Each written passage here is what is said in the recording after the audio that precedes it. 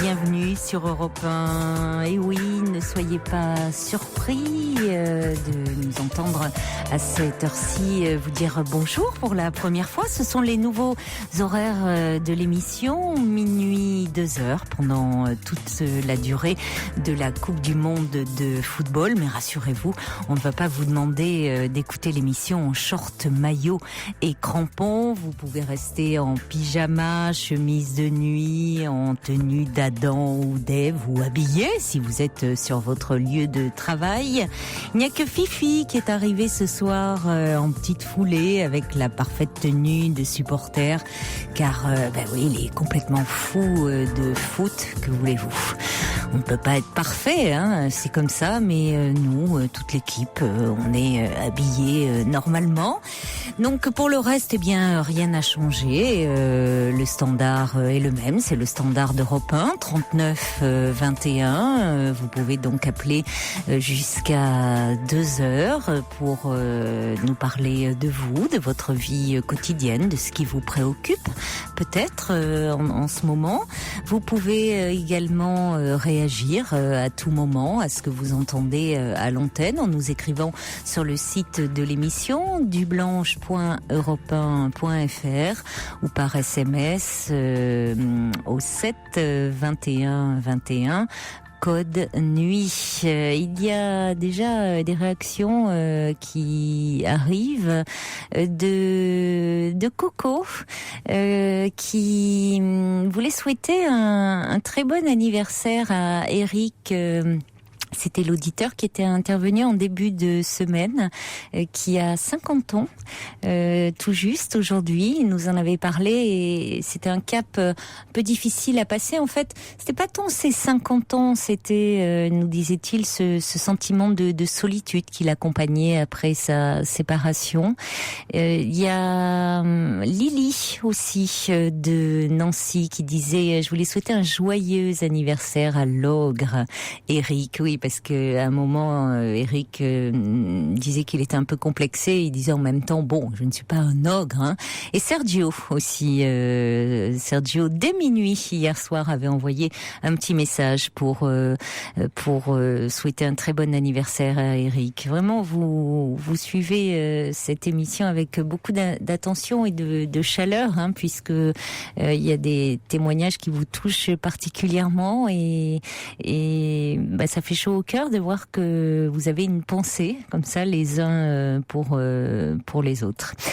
Allez, on va commencer un peu en musique ce soir. Il faut que vous vous mettiez à ces nouveaux horaires en tête. Je vous rappelle d'ailleurs à ce sujet que l'émission commençant à minuit, plutôt minuit 8, après le journal, le standard, lui, ouvre à 23h30. Donc dès 23h30, vous pouvez appeler le 39 21 si vous souhaitez intervenir dans l'émission. Hein. Donc tous les soirs de la semaine, du lundi au vendredi, vous pouvez commencer à appeler dès 23h30 le 39 21.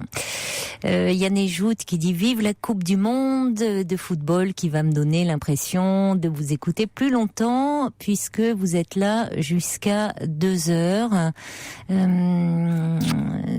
Finalement, Petite Plume dit « Ce petit décalage horaire n'est pas sans m'arranger puisque désormais je suis à l'heure. » Et qu'est-ce que j'ai d'autre? Coco aussi qui a une pensée pour Sergio qui est peut-être sur les routes et aussi pour ses collègues routiers. Elle dit attention aux orages violents dans certaines régions. Il y a également un message de Sergio mais qui ne précise pas qui ne précise pas s'il est sur la route ou pas. En tout cas, vous voyez, on pense à vous. Allez, on met un peu de musique. Fifi, je ris parce que Fifi était au téléphone, mais pour le travail évidemment, hein, ça va de soi. Donc il s'est précipité sur les manettes. Allez, un peu de musique, mon Fifi. Wayne Bakeford. Alors Fifi était au téléphone justement parce qu'il y a un problème avec les courriels ce soir. Donc je suis désolée, mais ça ne marche pas. Donc on fait tout pour que ça revienne, hein, et je vous dirai si ça remarche avant la fin de l'émission. Mais pour le moment, désolée, c'est pas la peine d'en envoyer parce que je ne les recevrai pas. First Lisa dit c'est une musique qui réveille. Ben c'est fait pour parce que c'est plutôt calme là, le standard, le 39-21. Ben oui, 1 heure en plus tard dans la nuit, forcément c'est un peu difficile, ces nouveaux horaires, il faut que vous vous habituiez.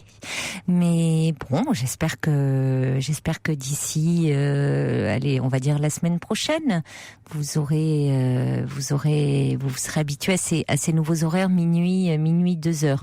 On parlait de l'anniversaire d'Éric, cet auditeur qui nous avait appelé. J'espère qu'au fond il ne nous entend pas. Ça serait bon signe puisque on lui avait, certains d'entre vous lui avaient gentiment suggéré de le fêter, pourquoi pas avec ses enfants. Donc j'espère qu'il est avec eux, en train de le fêter comme ça, peut-être au restaurant. Oxalis nous dit, c'est également mon anniversaire. Elle dit amitié nocturne à tous. Oxalis qui est une fidèle de l'émission. Très bel anniversaire à vous.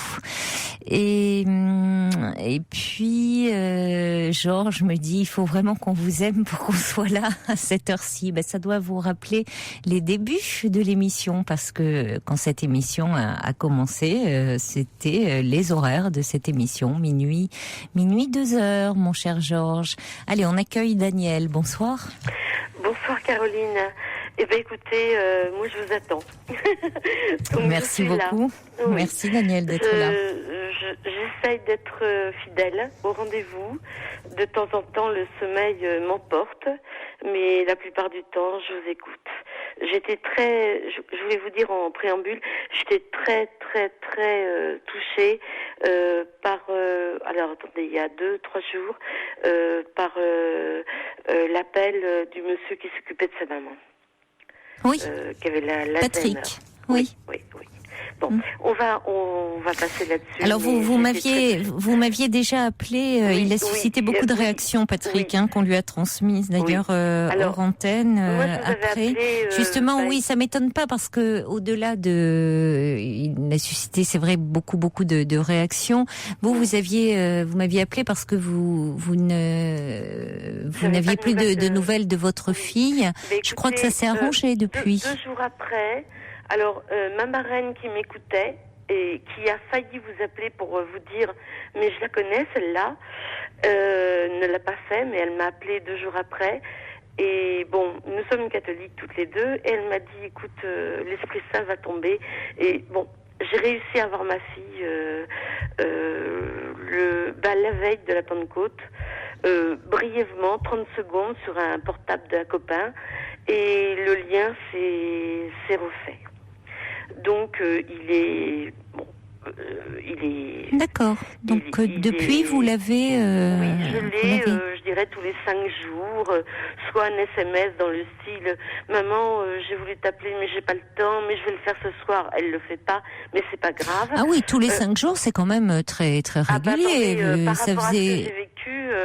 Oui, vous ne l'aviez pas depuis plusieurs mois, oui, donc. Oui. Donc.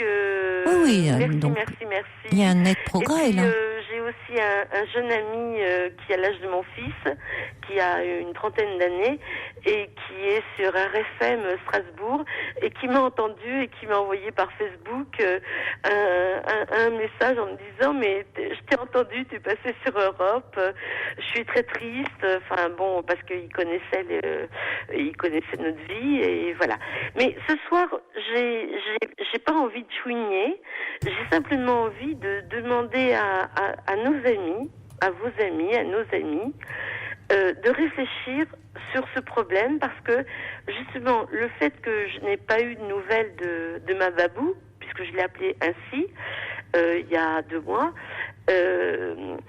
j'ai beaucoup parlé avec beaucoup de gens, dont deux dames qui m'ont laissé leurs coordonnées et avec qui j'ai parlé par email.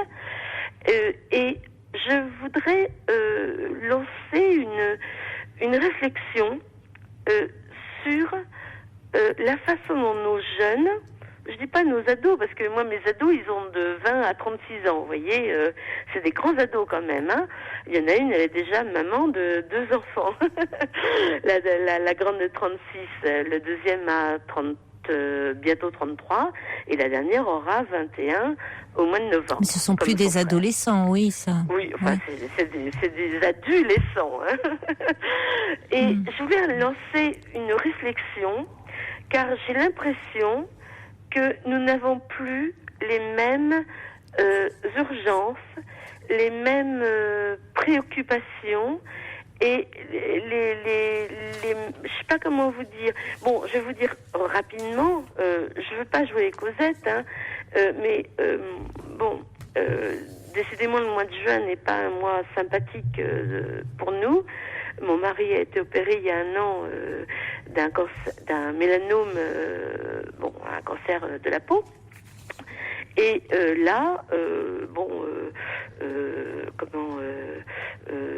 révision, dirais-je, tous les 3-6 mois.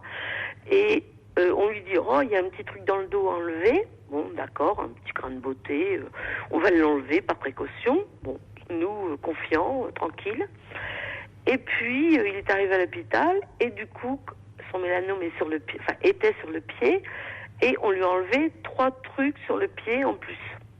Donc, j'appelle les enfants pour leur dire, bon, papa, lundi, de nouveau, visite, opération, prélèvement, c'est tout. Pas d'appel. Papa, pas d'appel. Moi, pas d'appel non plus. Sur Facebook, j'envoie un petit message, ras-le-bol des biopsies, une dans le dos, d'accord, mais en plus sur le pied, 3 de plus sur le pied, ça commence à faire trop. Un petit truc de détresse, quoi, en gros. Et pas de réponse. Une copine de ma fille m'envoie tiens-nous au courant, courage, bisous. Ma fille m'envoie bisous. Voilà. Et je me suis rendu compte, parce que j'en ai parlé, ne serait-ce qu'avec ma marraine, qui m'avait écoutée pour Babou, et qui me dit, mais les jeunes n'ont plus la même façon de voir les choses que nous. Par contre, je vois ma fille marque sur Facebook, j'ai reculé, j'ai pété ma voiture. Et pour elle, c'est très important. Par contre, que son père, vous voyez, soit de nouveau recuré sur son pied, récuré, je sais pas comment dire, on refait des trous sur le pied, hein. Donc, c'est un peu inquiétant. Ça, pas de réponse. Et je me rends compte que les jeunes n'ont plus... Attendez, vous pouvez pas en tirer de généralité. Non, mais... Parce que d'abord, les jeunes, moi je sais pas, on parle toujours de la communauté des jeunes. Oui. C'est un peu comme la communauté, vous voyez, les vieux. Oui. Je sais pas, ça veut pas dire grand-chose pour moi. Oui, non mais... Autant de jeunes différents. Non, mais après que c'est compliqué. On n'a plus les mêmes... les mêmes urgences. Je sais pas comment vous dire. Sais pas, c'est complexe, hein, parce que on entend aussi pour avoir entendu des témoignages à l'antenne et ailleurs de jeunes gens, dont les parents souffraient de maladies. Et qui étaient très inquiets par rapport à eux, même s'ils ne l'exprimaient pas, ou certains l'exprimaient autrement. Voilà. Mais non, mais ça dépend. Vous voyez, on peut pas généraliser comme ça. Non, mais je voudrais simplement alors après, lancer une réflexion ce soir pour que tous nos amis justement disent ce qu'ils en pensent. Il se peut que, effectivement, bon, vous savez, moi j'ai 61 ans, et donc ma dernière a 21 ans, et mon aîné a 36, et mon deuxième a 33. Donc, effectivement, j'ai certainement un problème de génération. C'est-à-dire que, comme on dit quand on est vieux, de mon temps, on ne faisait pas ça. Mais apparemment, de notre temps actuel, enfin, du temps actuel, on peut le faire. C'est-à-dire que on n'éprouve plus. Non, je veux pas me plaindre. Je suis pas là pour me plaindre. Je veux simplement demander à nos amis de réfléchir. Je suis pas là pour me plaindre. Je veux plus. Hein. Mais simplement. Vous avez le droit de vous plaindre après tout. Mais j'ai le droit d'être un peu triste, mais pas de exactement. me plaindre. Voilà, pas de me plaindre. Et de réfléchir après tout sur le lien, sur le lien que vous avez. Voilà, je veux qu'on m'aide à oui, réfléchir. mais c'était un petit peu aussi le sens de l'échange que nous avions eu ensemble, c'est-à-dire par rapport à la souffrance que vous éprouviez, que vous ayez peut-être un endroit pour réfléchir au lien que vous aviez, parce que je crois que vous êtes en questionnement par rapport à ça. Oui, tout à fait. Et je sais pas, après c'est difficile parce que ici, sur cette antenne, on peut témoigner d'une expérience, mais réfléchir comme ça de façon générale, c'est compliqué. Parce qu'effectivement, il y a une telle disproportion entre l'inquiétude légitime que vous pouvez ressentir et que peut ressentir votre ami. Les enfants savent que leur père a eu un mélanome, donc un cancer. Mais c'est pour ça il y a une telle disproportion. Bon, alors maintenant, est-ce qu'au fond votre angoisse est telle là, la dernière fois, votre angoisse était. Oui, la petite le sait aussi, hein. Tout le monde le sait, hein. Non, votre angoisse vis-à-vis par rapport à votre fille. était vraiment submergé tout. Oui. Et peut-être que cette angoisse pour vos enfants est très difficile et peut-être un peu étouffante. Et que c'est une façon pour eux de s'en protéger. Alors, je ne sais pas. Comment puis-je faire pour que vis-à-vis de leur papa leur papa n'en souffre pas, voilà. Peut-être qu'après tout, ça serait aussi à lui de temps en temps d'être en contact aussi, de le laisser avoir ce lien avec ses enfants et de pas être toujours intermédiaire. Il est pas. Eh oui, mais bon. Ça c'est le gros problème. De pas forcément être toujours vouloir faire le lien. Mais c'est vrai que j'ai toujours envie de faire le meilleur pour tout le monde, quoi, en gros. Oui, mais peut-être trop. Ouais. Alors, il y a un message qui arrive au 7-21-21 de Maudite Abeille qui dit je ne suis pas d'accord, ma maman fait des examens souvent à l'hôpital et je l'appelle à chaque fois pour savoir comment elle va. Il y a Steph qui dit j'ai 33 ans, je ne suis pas comme ça avec mes parents. Et quelqu'un d'autre qui dit je suis moi-même une ado, je vous écoute aussi tous les jours.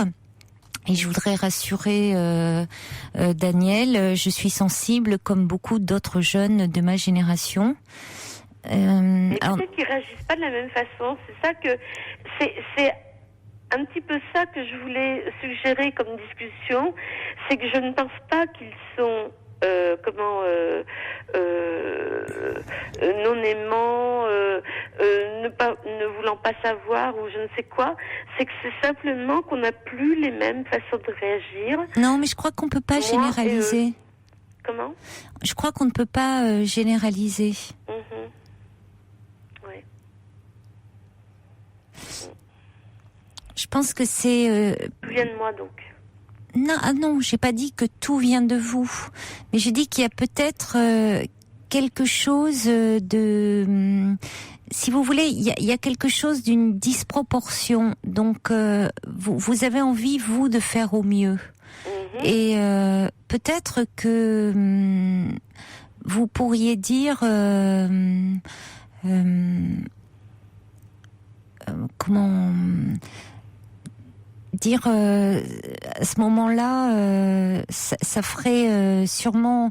Alors, je sais pas après quel lien ils ont avec leur père ou parce que vous pourriez dire, ça ferait sûrement plaisir à votre père que vous l'appeliez. Mais attendez, c'est ce que j'ai dit, hein.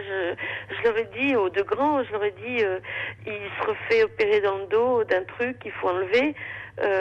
Bon, je leur ai pas dit, ça lui ferait plaisir que vous appeliez. Ils ont 33 et 36 ans, mais je leur ai signalé qu'ils allaient se faire opérer. Ils n'ont pas appelé leur papa. Et pourquoi lui ne le fait pas? Pourquoi il ne les appelle pas? Parce qu'il veut pas leur dire, parce qu'il il communique pas. Il ne communique pas.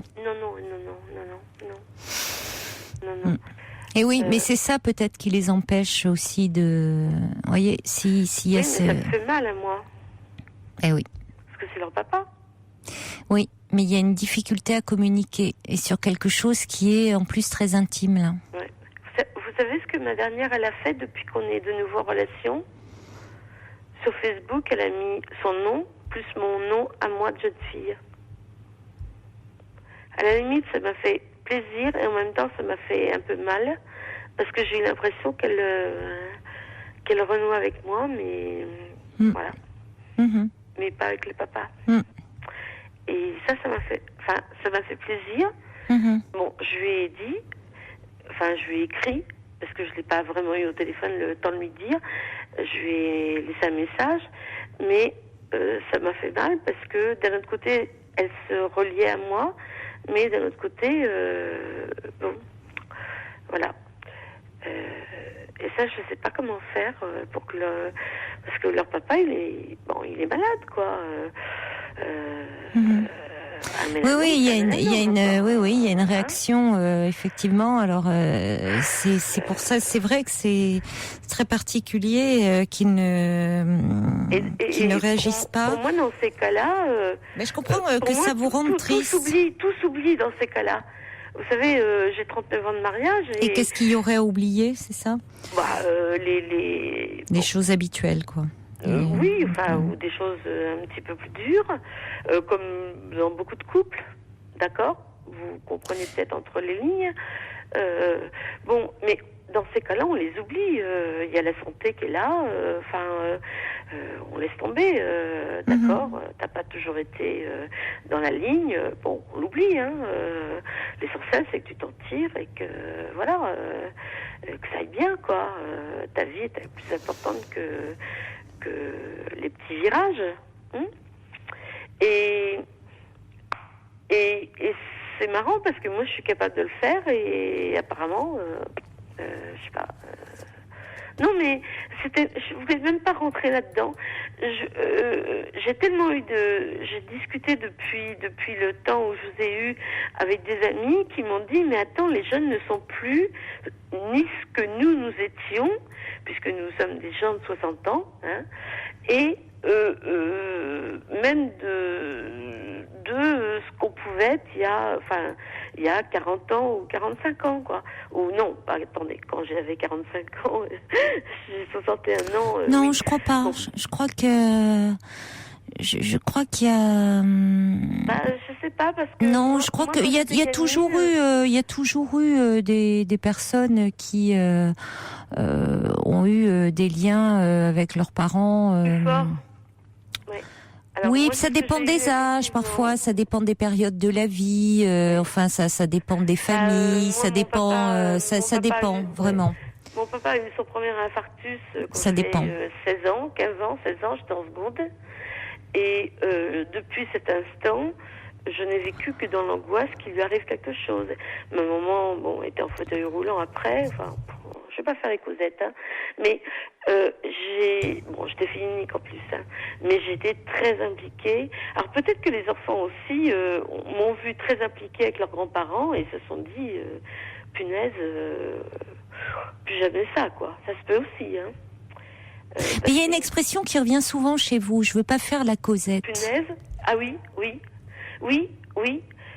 Parce que, quand vous avez 15 ans et que, vous savez, il avait 42 ans, papa, c'était en 67, non, 65, Hein. À 65, un infarctus, on ne savait pas le guérir. Donc on cavalait partout pour trouver un toubib, vous savez même pas ce que c'était. Il est resté 1 an chez nous, dans l'appartement, parce que phlébite, double phlébite, machin, truc, fin complication, crachement de sang, enfin... Moi je crois qu'il y a beaucoup de choses de votre histoire à vous qui vous pèsent encore. Ouais, et qui d'une certaine façon... qui vous pèse à vous et que peut-être qui se transmettent et qui évidemment qui pèsent voilà la maladie, il y a peut-être quelque chose autour de la maladie qui peut être angoissante pour vous évidemment. C'est qu'effectivement non mais je le relève parce que c'est pas anodin cette expression et vraiment là ça fait au moins 5 ou 6 fois que vous me le dites. Oui, mais et c'est pas anodin. Donc je trouve qu'il y a quelque chose. Oui, mais j'ai l'impression que vous auriez-vous un grand besoin de parler parce que vous. Je l'ai fait et on m'a dit fermez, arrêtez, c'est du passé, laissez tomber. Mes parents sont morts tous les deux depuis 17 ans. Hein. Mais oui, 45, 47 ans. J'ai perdu mes parents à 45, 47 ans. Oui, mais on peut pas. Un thérapeute va pas vous dire normalement, ou alors un thérapeute qui travaille que dans l'ici et le maintenant, ou qui va être comportementaliste, qui va s'en tenir qu'à vos symptômes et qui veut pas travailler sur le passé, parce que sinon un thérapeute d'orientation plus analytique. Oui, je vous crois. Oui, je vous crois. C'est-à-dire un thérapeute qui est plus dans l'ici et le maintenant et comportementaliste, c'est-à-dire un peu qui ferait du coaching. Oui. Il y en a de plus en plus. Quelqu'un m'a dit gentiment, écoutez, vous perdez une jambe ou vous perdez un bras, maintenant vous acceptez de l'avoir perdu et c'est terminé. Vous non, mais je vous crois qu'on vous ait dit ça, mais c'est comme on va dire à quelqu'un je souffre de ça, de la perte mais c'est dire écoutez, moi je veux pas entendre. Alors à ce moment-là, la personne aurait dû vous dire moi je ne travaille pas de cette façon-là. Donc je ne peux pas vous aider par rapport à... Il aurait fallu que ce thérapeute dise moi je ne travaille pas de cette façon-là. Vous voyez, je travaille dans ce qu'on appelle l'ici et le maintenant, c'est-à-dire par rapport à je peux vous aider dans ce que vous rencontrez dans la situation présente, mais par rapport à votre passé qui reste douloureux, je ne travaille pas comme ça. Mais moi je vous encouragerais vivement à avoir un thérapeute d'orientation plus psychanalytique qui va vous aider un peu à travailler sur ce passé qui ne passe pas. Parce que j'ai l'impression qu'il y a tout ça et que tout ça pèse et que le fond du problème est là. Vraiment, Daniel. Et même, du coup, vis-à-vis de leur papa... tout ça est réactivé, évidemment, par la maladie, qui est de toute façon angoissante pour tout le monde. Oui, parce que ce soir, j'avais une amie qui a été, elle, justement, opérée lundi dernier, comme mon mari, du sein, et qui m'a dit, mais attends, mes 3 enfants m'ont appelé. Oui, mais on va pas revenir là-dessus. Je comprends, mais il y a autre chose. Je comprends, mais il y a autre chose aussi derrière. Écoutez, c'est ce que j'essaye de vous dire. Non, mais je vais plus vous importuner. Vous m'importunez pas, mais j'ai beaucoup d'autres appels et on peut pas, si vous voulez. Je comprends fort bien, mais alors, il faut aussi un thérapeute d'orientation psychanalytique. Oui.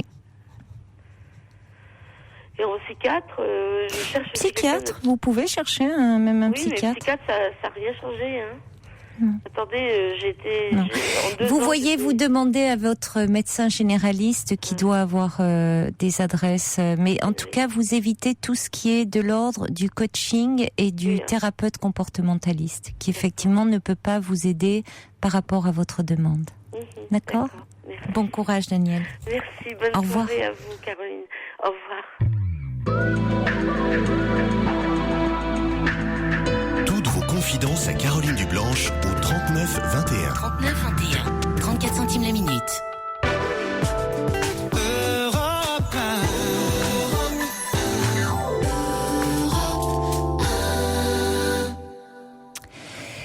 Alors, il y a également des réactions qui arrive de quelqu'un qui dit: mes filles ont 27 et 22 ans. À chaque hospitalisation, j'ai une maladie chronique. Elles sont toujours très inquiètes et viennent tous les jours. Il y a quelqu'un qui dit: vous prévenez systématiquement, vous anticipez systématiquement la réaction de vos enfants, ce qui leur enlève toute spontanéité, ça les plonge peut-être dans l'angoisse. Il y a Pierre qui dit: ma mère a été trop envahissante avec ma sœur, donc quand ils sont malades, on n'a même plus envie de prendre de leurs nouvelles. Et puis il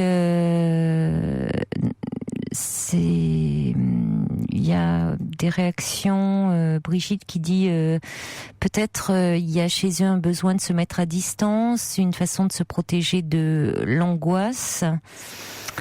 Il y a également Ava qui dit: il lance peut-être des mots torpilles, surtout orientés vers le surplus d'émotions qui les inhiberait dans leur efficacité. C'est surtout conjuratoire. Brigitte dit: il faudrait peut-être leur parler de vive voix et laisser de côté les mails. Qu'est-ce que j'ai d'autre? Zoé dit: j'ai 37 ans, ma chère grand-mère nous a quittés il y a 2 ans, je l'appelais au moins 1 heure chaque semaine. First Lisa dit: c'est pas une question de génération, c'est vrai qu'on sent Daniel très angoissé et c'est peut-être un peu pesant pour les enfants. Petite Plume dit c'est peut-être angoissant pour les enfants également de sentir l'angoisse de leur mère. Et puis dans un autre registre, il y a EBE qui dit: ah non, mais il faut dire à maudite abeille de changer de pseudo parce que les abeilles ne sont pas maudites, elles sont en voie d'extinction. C'est vrai, je suis assez d'accord avec EBE sur ce point-là. Une abeille ne peut pas être maudite. Allez, on va accueillir Julie. Bonsoir Julie. Oui, bonsoir. Bonsoir. Alors Julie, on s'était parlé cette semaine en toute fin d'émission et je vous avais proposé de me rappeler pour, si vous le souhaitiez, pour parler un petit peu plus longuement. Donc, je vous remercie de le faire parce que quand vous aviez appelé, donc votre mari vous avez annoncé qu'il voulait divorcer, et puis surtout il y avait eu une altercation violente entre vous deux parce que vous aviez découvert un texto. Voilà, oui. Il vous avait dit qu'il était sorti dîner avec un ami et vous aviez découvert en fait que c'était une autre femme qui lui envoyait un message où le contenu était très explicite. Oui. Et voyant cela, il s'est énervé et il vous avait mis 2 coups de poing dans la figure. En fait, non, ça s'est pas passé comme ça. Et les coups de poing sont arrivés quelques jours plus tard, parce que j'ai pas arrêté de le harceler par rapport à ça, quoi, en fait. Donc, je sais pas comment dire. Oui, enfin, bon, quand bien même, ça justifie pas des coups de poing dans la figure, hein. Non, et voilà, il m'a mis 2 coups de poing dans la figure. Enfin bref, et à la suite de ça, en plus c'était le jour du 5e anniversaire de mon fils. Oui. Donc, et le lendemain, je devais lui organiser son goûter d'anniversaire. Ah là là, c'est très très dur pour moi en ce moment, donc je trouve pas trop mes mots. Vous l'avez fait quand même, ce goûter d'anniversaire? Parce que c'est ça, il a annoncé le jour de l'anniversaire de votre fils, il a annoncé que vous alliez vous séparer à votre fils. En tout cas, qu'il allait quitter le domicile. Oui, mais enfin, c'est vraiment... il s'en souviendra, votre fils, de ses 5 ans. C'est pas un jour pour annoncer ça. Vous voyez, il était pas à quelques jours près. C'est ce que je me dis, moi, en fait. J'essaie un peu de me raisonner parce que malgré tout ça, en fait, moi, je l'aime toujours, quoi. Et j'essaie de trouver un moyen de nous réconcilier, tout ça, mais il veut rien entendre. Et c'est très, très dur pour moi parce que j'ai l'impression que le fait qu'il me quitte comme ça et qu'il s'en aille, moi, je vais pas pouvoir m'en sortir et je vais pas pouvoir rebondir et faire faire quelque chose de ma vie. Et du coup, mes enfants en pâtissent parce que je suis plus la maman qu'ils connaissaient. Et donc, le jour du goûter d'anniversaire de mon fils, le matin, j'ai craqué, j'ai pleuré toutes les larmes de mon corps devant lui. Et je me suis excusée devant lui, devant mon enfant. Hein, je parle parce que mon époux était parti, quoi.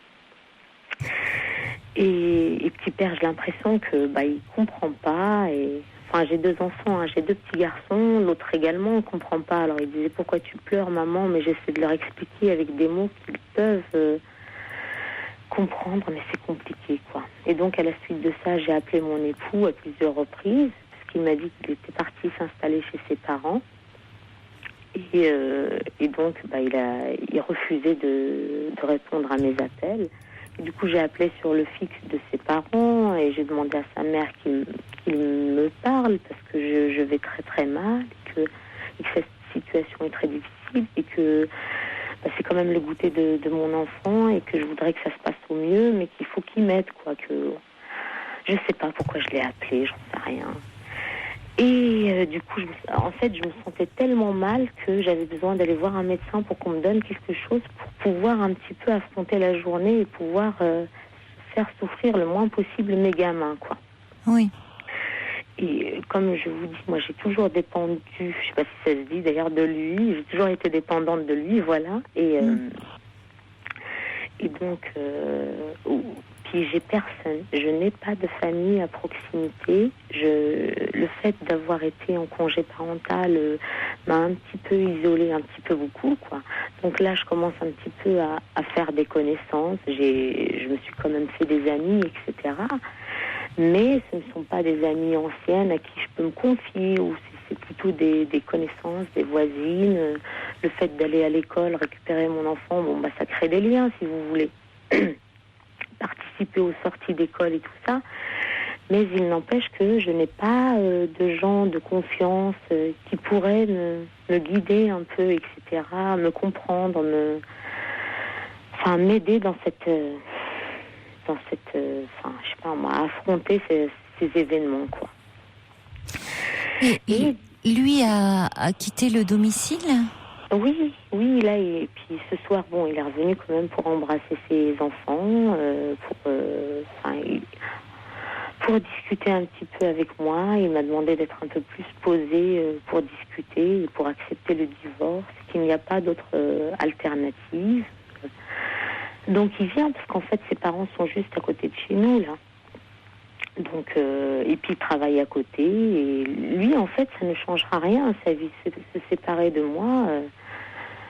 Pour lui c'est la solution du bonheur, quoi.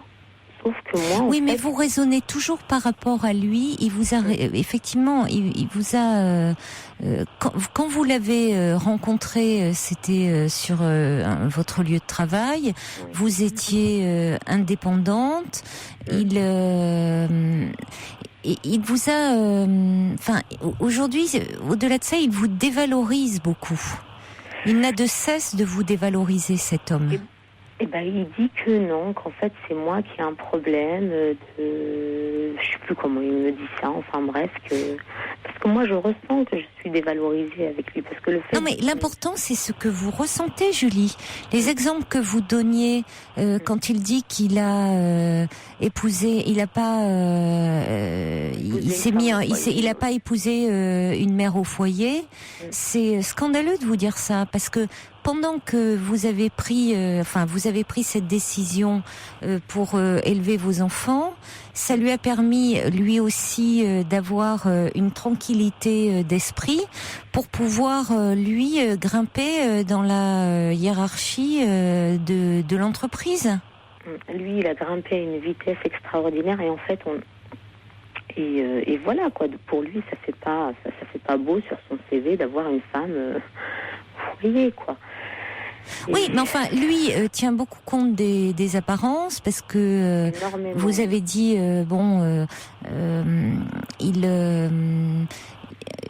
il vous dit oui, quand il vous a connu, vous étiez en tailleur.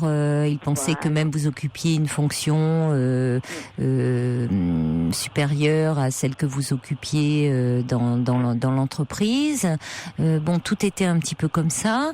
Alors vous avez beaucoup investi la sphère familiale et lui investi à une ambition beaucoup professionnelle.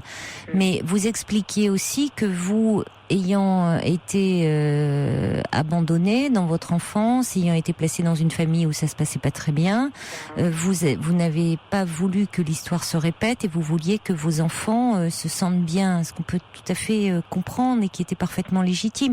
Il connaît votre histoire et au lieu de ça, là, il ne fait que vous accabler, c'est-à-dire qu'il y a à la fois de la violence morale et en plus maintenant de la violence physique. Mais le pire, c'est qu'en fait, le fait qu'il m'ait donné 2 coups de poing, donc moi j'ai des hématomes au niveau du visage et tout ça, eh ben il le nie. Et c'est comme le texto. Le texto, en fait, bon, j'ai fait quelque chose de pas bien. Il a oublié son portable en bas, et j'ai allumé et je l'ai vu. Il le nie. Et en fait, c'était une réponse à un texto qu'il a lui-même envoyé. Bon, j'ai passé une bonne soirée, je t'aime, etc., quoi. Mais il va tout nier. Mais quand vous êtes allé voir le médecin, Julie, qu'a dit le médecin? Il a vu les hématomes? En fait, je n'y suis pas allée. Donc, oui, mais je vous dis, moi, je suis complètement stupide parce que je veux le récupérer, je voudrais qu'il revienne à la raison. Mais qu'allez-vous faire d'un homme comme ça, Julie? Oui, mais j'y peux rien, j'ai des sentiments, c'est ça qui est paradoxal, quoi. Et si lui n'en a pas plus? Oui, voilà, c'est ça que j'arrive pas à accepter. J'ai du mal, et en plus de ça, ça arrive à un moment où c'est très très dur pour moi. J'ai mon père qui est très souffrant, donc il est assez loin de moi. Je vais le voir une fois par semaine. Il le sait, et mon père ne parle que de...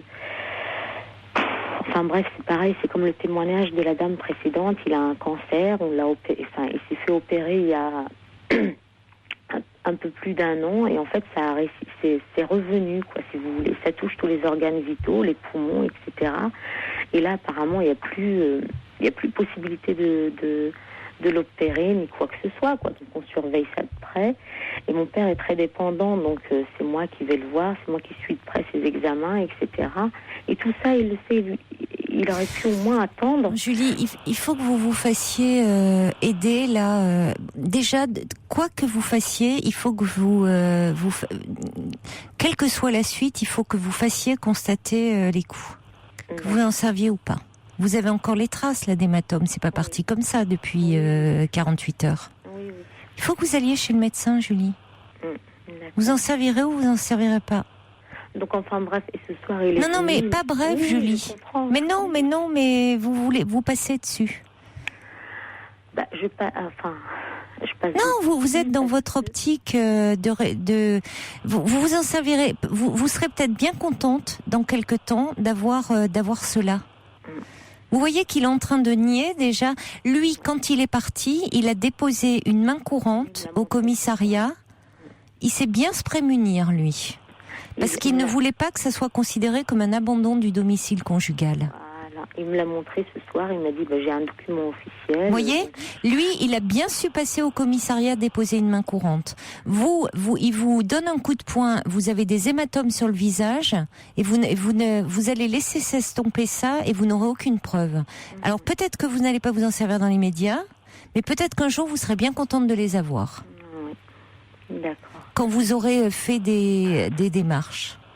Et du coup, moi, je suis censée retrouver mon activité professionnelle le 15 octobre, mais bon, c'est très loin de la maison que nous avons actuellement.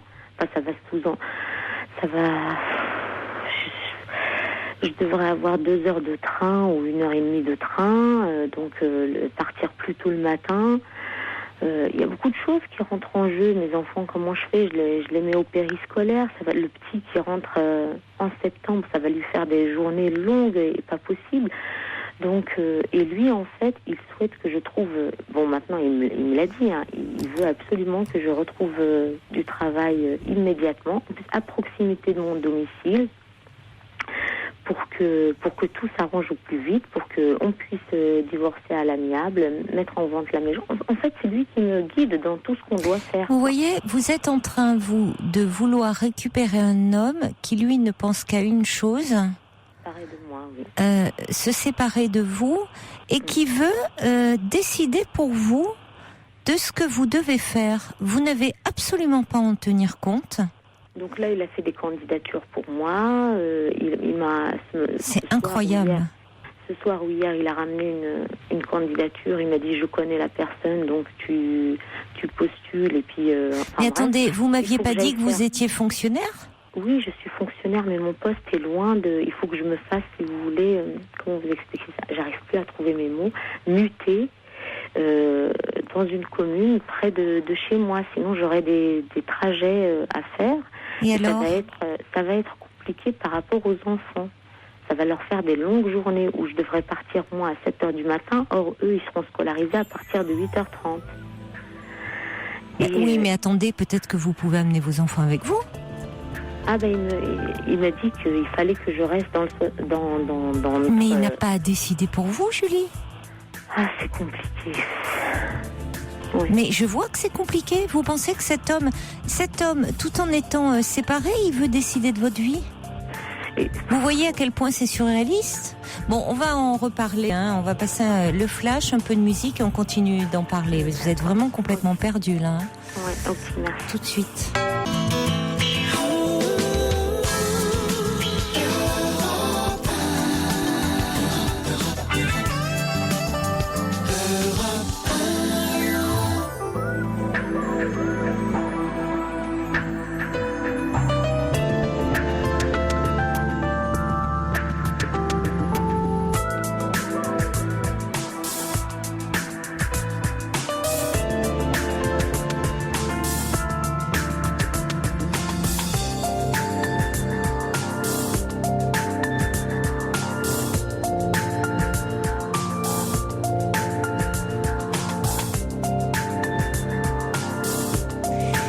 Deuxième heure de l'émission, toujours en direct, bien entendu, sur Europe 1.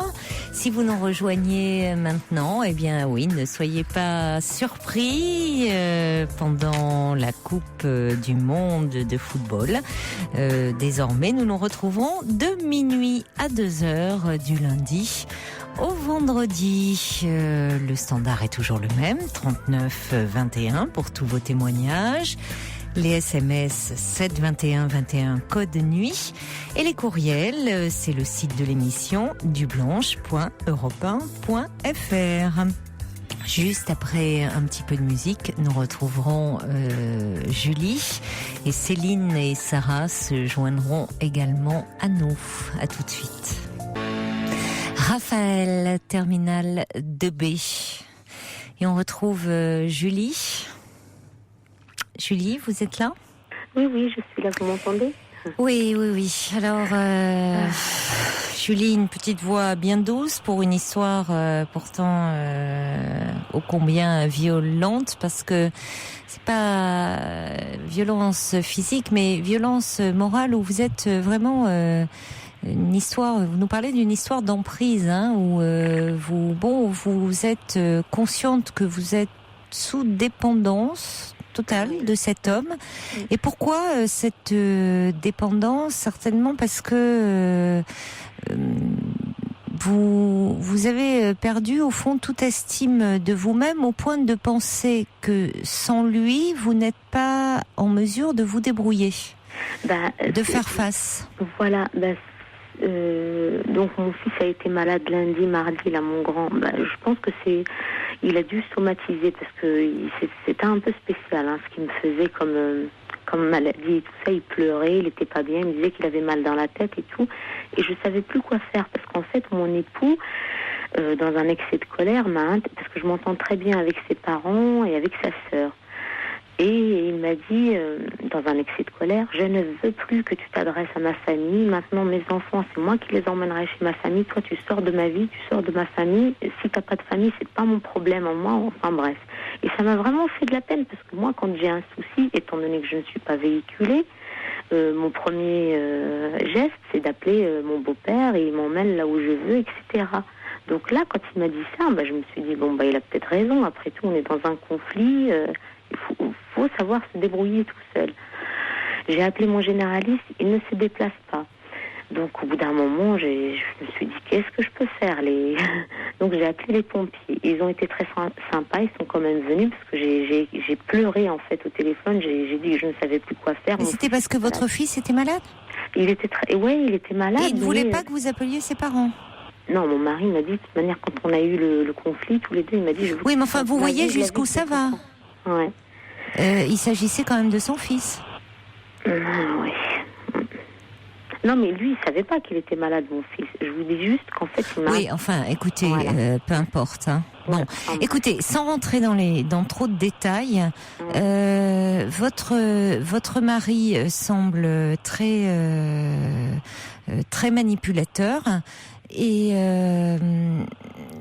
par rapport là, il prend les choses en main ou tout en vous disant qu'il veut se séparer de vous et il fait tout pour et donc il faut que vous retrouviez un travail, il faut. Alors que je suis désolée, vous êtes fonctionnaire, votre poste vous attend.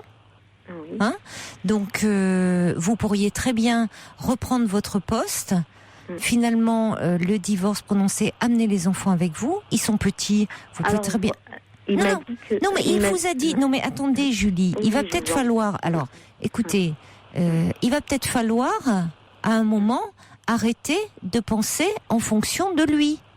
De dire « il m'a dit ». C'est-à-dire que c'est pas votre mari qui décide de tout. Hein ? Parce que, c'est-à-dire, il veut se séparer de vous, mais en même temps, il va décider de votre vie.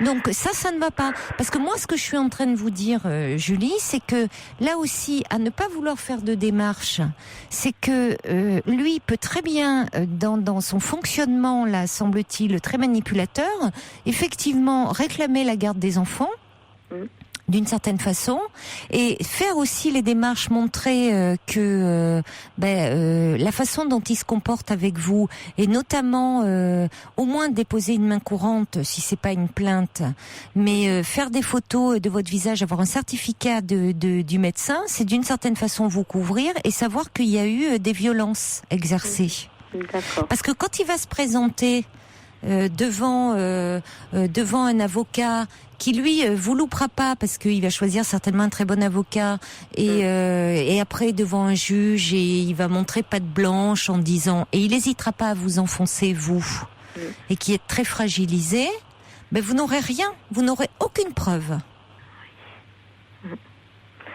Donc là, vous pourrez ressortir. Parce que vous, dans votre tête, vous êtes encore en train de vous dire « mais je vais le récupérer ». Mais lui, il est déjà en train de tout calculer pour se séparer de vous. Ce soir, il m'a dit « de toute manière, je n'ai plus de sentiments amoureux vis-à-vis de toi. Moi, je souhaite refaire ma vie. » Donc, ce qu'il m'a appris ce soir, c'est que demain, il allait visiter un appartement de fonction. Puis enfin bref, il m'a fait un courrier dans lequel il me dit que il faut que j'accepte toutes ces clauses. Là, il m'a fait des clauses que de toute manière, il faut qu'on s'entende sur tout. À partir du moment où il aura un logement, là, ça va être dans les jours qui viennent. Et il faut qu'on s'entende aussi sur la garde des enfants. Mais je lui dis, mais normalement, la garde des enfants, c'est une fois qu'on est divorcé. Il me dit, oui, mais on est des adultes, on peut s'entendre là-dessus. Et tu peux me les laisser les week-ends, tu peux me les laisser. Mais moi, sans mes enfants, je vais devenir... Ah, mais il va tout faire, là, pour que ça se passe au mieux. Bien sûr, si vous signez tout. Mais bien sûr. Là, il peut même se montrer d'une extrême gentillesse. Pour que vous acceptiez toutes ces conditions. Mais moi, ce que je crains, Julie, Julie, en vous entendant, c'est que moi, ce que je crains, c'est que là, vous êtes complètement sous influence. Hein. Il y a quelqu'un qui me dit, on dirait que effectivement, vous êtes comme hypnotisé. Enfin, là, je commence un petit peu à refaire surface et à me dire que finalement, c'est pas juste ce qui arrive et c'est pas mérité ça. Mais pas du tout. Parce que, si vous voulez, je pense que il vous a dévalorisé, certes, il vous a fait perdre toute estime de vous-même, et je pense que elle était au départ pas très haute, hein. Il y a certainement un problème. Mais il faudrait que vous preniez contact comment dire, vous êtes dans une ville un peu de taille moyenne. Oui. Il faudrait que vous contactiez la mairie, que vous contactiez une association, que vous voyez même une assistante sociale ou une association qui s'occupe de problèmes de violence conjugale, que vous rencontriez un peu quelqu'un pour parler, parce que ça englobe la violence morale aussi, que vous soyez un peu moins isolé, que vous puissiez rencontrer à la fois avocats, psychologues, des gens qui vous soutiennent. Ben voilà, c'est ça en fait qui me manque, moi, c'est un soutien. Exactement. En fait, c'est de savoir par quoi commencer, parce que là, il essaie de me guider même dans notre séparation. Non, surtout pas. Surtout pas. C'est-à-dire que vous, il faudrait que déjà de votre côté, vous voyez, il faut rien, que ça ne vienne absolument pas de lui. C'est-à-dire que vous n'ayez absolument pas le même avocat. Donc là, il m'a fait un courrier de 5 pages où il me dit de tout ce que je dois faire, en fait, tout ce que je dois accepter, tout ce qu'il me reproche, et de toute manière qu'il n'y a pas de réconciliation possible, et qu'à partir du moment où je n'accepte pas son divorce, comme on dit, entente mutuelle, oui. eh bien lui, de toute manière, il me laisse le temps que je reprenne une activité, et à ce moment-là, il entame la procédure. Alors demain, demain on est quoi, vendredi ? Ouais. Est-ce que vous pouvez, demain ou dès le début de la semaine prochaine, vous contactez. Il y a dans toutes les structures, ça dépend souvent. Vous appelez la mairie et vous demandez. C'est souvent l'association qui s'occupe, de personnes victimes de violences conjugales. Et muni de ce courrier, vous allez les voir. Vous prenez rendez-vous. Et là, ils vont vous expliquer. Il y a des avocats, il y a des psychologues. Là, ils vont vous entourer. Mais surtout, vous ne faites rien. Vous dites oui, j'ai besoin de réfléchir. Pour l'instant, c'est ce que je dis. Je lui dis, en fait, mais déjà, ce qu'il faudrait, c'est dire, là, attends, entre mon père et tout, j'ai pas. Mon père, je suis en train de passer mon permis de conduire et je dois reprendre mon activité professionnelle. Et je lui dis, mais dans quel non. Mais déjà, il faudrait que vous voyiez un médecin. Hein. Faut pas attendre que les hématomes se diminuent. Hein. Faut que vous voyiez votre médecin là. D'accord, ok. Comment? Je dis d'accord. Et vous pouvez appeler aussi le 3919, qui est le numéro des violences conjugales, où ils pourront vous orienter. Mais vous pouvez, je vous dis, si vous habitez une ville, même dans des petites villes, maintenant il y a des associations qui s'occupent de violences, où il y a vraiment un partenariat, prise en charge psychologique, juridique, et surtout vous n'aurez pas d'avocat commun, puisque dans la mesure où il y a eu des violences, et puis où il veut tout contrôler de votre vie, ça va pas du tout. Ça coûtera moins cher et que voyons. La maison, faut la vendre, sinon ça va nourrir le ventre des avocats, ou je sais pas ce qu'il m'a raconté. Bien sûr. Et que autant qu'on vende à l'amiable et que chacun prenne sa part, je ne sais quoi, bref. Et du coup, moi, quand je lui ai proposé, je lui ai dit, écoute, tu veux te séparer de moi, dans ces cas-là, moi je retourne là où j'habitais avant, là où il y a mon travail, je me rapproche de mon papa qui est malade. Et tout le monde est content, et je garde mes enfants et tu les auras.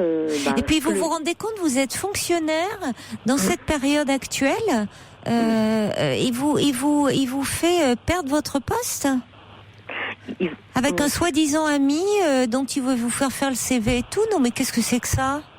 Non, en fait, il veut me faire muter près de lui pour qu'il puisse avoir les enfants à proximité. Oui. C'est ça. Et après, une fois qu'il aura que le divorce sera fait, qui vous dit que il restera pas forcément en bon terme avec vous? Oui. Il veut tout faire pour que vous acceptiez ces conditions. Une fois que vous aurez accepté ces conditions, à mon avis, il sera plus du tout aussi conciliant. Et qui vous dit est-ce que c'est votre intérêt d'être près de lui? Votre intérêt est peut-être de vous éloigner de lui. Donc il me dit, mais tu te rends compte, t'es même pas véhiculé, mais quoi, c'est le parent c'est le parent qui a en charge les enfants, qui doit les ramener à l'autre parent. Donc ça c'est des bêtises. Et puis je suis désolée de pas être véhiculée. Julie, un permis, ça peut se passer, hein. Ah mais je suis en train là normalement. Mais bien sûr, ça s'il y a que ça, c'est pas un problème vraiment. Non. Mais non, il faut. Et je vous dis, cet homme est vraiment. Il faut que vous preniez conseil auprès de professionnels qui vont vous aider et vous. Là, il est en train de vous faire un vrai lavage des cerveaux. On va accueillir Céline qui est avec nous au 3921. Bonsoir Céline. Bonsoir. Caroline. Bonsoir. Je suis très émue.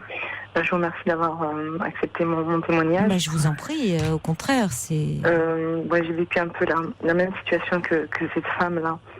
Un homme, mon ex-mari, qui m'a éloigné de ma famille, qui m'a fait venir dans une région où je ne connaissais personne.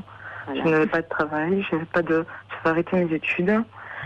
J'ai eu des enfants avec lui, il m'a manipulée, il m'a lavé mon cerveau, mais dans tous les sens du terme, côté de ma famille, il m'a emprisonnée dans un appartement et au bout de plusieurs années, j'ai compris qu'il me manipulait et je me suis réveillée, je n'avais rien et je me suis battue, j'ai tapé à toutes les portes, il me tapait, j'ai porté plainte, j'ai fait des mains courantes, j'ai fait des certificats médicaux et je voudrais dire à cette femme que c'est très important, il faut absolument qu'elle aille à la police déposer une plainte. Parce que même si elle s'en sert pas tout de suite, elle s'en servira plus tard. Et qu'elle en aura besoin pour le divorce. Et voilà. C'était difficile. C'était une épreuve très douloureuse. Moi, j'ai 3 enfants en bas âge. Des jumeaux et une petite fille. C'était compliqué, mais que je vous assure qu'à la fin, c'est que du bonheur. C'est que du bonheur. Excusez-moi. Oui, finalement, pourtant, c'était compliqué avec 3 enfants en bas âge, on pourrait dire. J'avais rien. Oui. Il est parti, il m'a laissé sans rien. Il a voulu me manipuler comme il fait avec cette femme, en me disant oui, on fait un accord amiable, on prend un avocat en commun. Et moi, au début, j'ai voulu accepter pour aller plus vite. Et en fait, j'ai refusé. Mais après, je me dis non, il me manipule encore. Non, il est hors de question. Donc, non, en fait. Excusez-moi, en fait, moi, ce que j'essaie de préserver, c'est l'intérêt de mes enfants et surtout leur bonheur, quoi. Moi le fait de se déchirer ou de... Mais moi aussi, madame, moi aussi, c'était pour préserver mes enfants. Mais justement, de quelle façon pensez-vous le préserver, Julie ? En lui donnant tout ce qu'il veut. Non, je voudrais que Julie puisse répondre. D'après ce que lui me propose et tout ça, c'est de ne pas les déraciner. Par exemple, mon fils a beaucoup de liens dans l'école où il est actuellement. Oui. Si moi je m'en vais avec lui, bon, c'est un enfant et il se fera d'autres amis, etc. Oui. Mais à la fois le divorce, la séparation d'avec ses parents et en plus de ça, le déraciner, ça va être un petit peu beaucoup pour lui. Il va falloir le faire suivre. Enfin, je sais pas.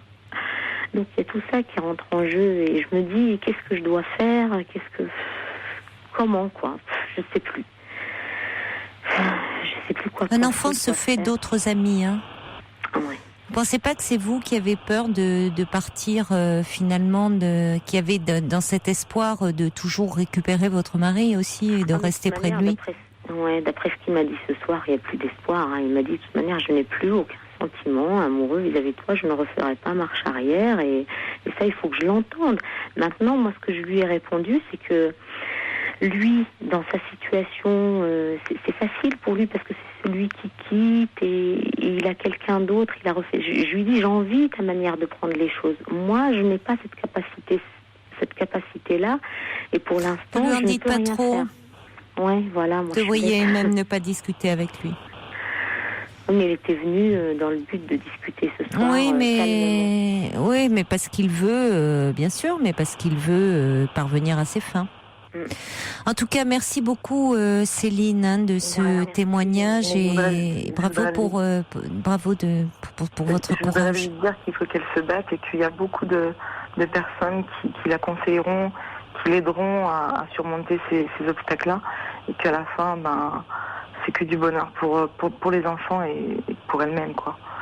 Et que voilà, il faut pas qu'elle baisse les bras. Il y a un homme qui frappe une femme une fois et recommencera tout le temps. Et oui, pour ça, il faut à un moment sortir de cette influence. Voilà. Il faut vouloir en sortir, hein, ce qui est souvent le plus compliqué. Tout à fait. Ouais. Oui. Merci beaucoup, rien. Céline. Rien. On va accueillir également, je crois que c'est Sarah. Bonsoir Sarah. Oui, bonsoir. Bonsoir. Bonsoir Caroline. Bah, je suis très contente d'avoir écouté aussi tardivement ce soir. Mais Merci d'être là. Oui, c'est gentil de votre part. Par contre, je suis moins contente de la vie que mène cette dame qui n'a pas l'air de se rendre compte à quel point la manipulation, elle n'est pas présente là. Elle l'a toujours été. Oui. Tout simplement. Et il connaît vos points faibles. Et donc, il sait pertinemment qu'il peut obtenir ce qu'il veut. La seule chose qu'il faut que vous fassiez, ou que vous essayiez de faire, parce que c'est pareil, moi j'ai demandé le divorce, mais je vous assure que mon mari, je l'aimais, mais plus que tout au monde. Et pourquoi je l'aimais plus que tout au monde? Parce que il a bien vu que je n'avais pas de famille autour de moi. Voilà. Il m'a enlevé tous mes amis au fur et à mesure. Et je suis rentrée dans une spirale jusqu'au jour où je me suis rendu compte, mais il y a un monsieur qui a tapé à la porte et c'était un huissier. Et je n'avais plus rien. Je me suis retrouvée sans rien. Avec 2 enfants, il s'est mis à me frapper et je ne pouvais aller chez personne. Et ensuite, c'était un bouquet de fleurs. Et puis après, c'était les mauvaises paroles, les choses comme ça. Et puis à un moment donné, j'avais une dame que je connaissais comme ça de l'école où j'emmenais ma fille. Et elle m'a regardée, puis elle m'a dit « Oh, mais vous n'avez pas l'air bien. » Elle m'a dit « Venez, on va aller boire un café. » Et là, je lui ai tout dit. Et c'est en lui parlant que je me suis rendu compte dans quelle situation j'étais. Et je me suis rendu compte que depuis 12 ans, et je travaillais, j'étais soi-disant indépendante, j'avais soi-disant une personnalité, mais c'était pas moi. Ça remonte à 14 ans. J'ai mis au moins 6 ans à me reconstruire telle que j'étais. Tellement la personne que j'ai vue dans le miroir, ce n'était pas moi. Et même par la suite, je pensais toujours comme il pensait. Et je dis, mais il n'est plus là de toute façon, mais qu'est-ce que je... Vous voyez, même pour me retrouver moi-même. Et il a fallu que j'aille faire une psychanalyse pour enfin me retrouver personnellement.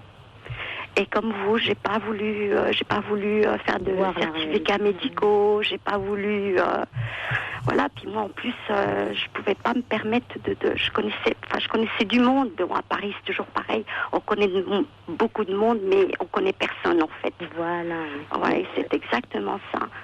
Et moi, je n'ai pas de famille autour de moi, vous voyez. J'ai personne.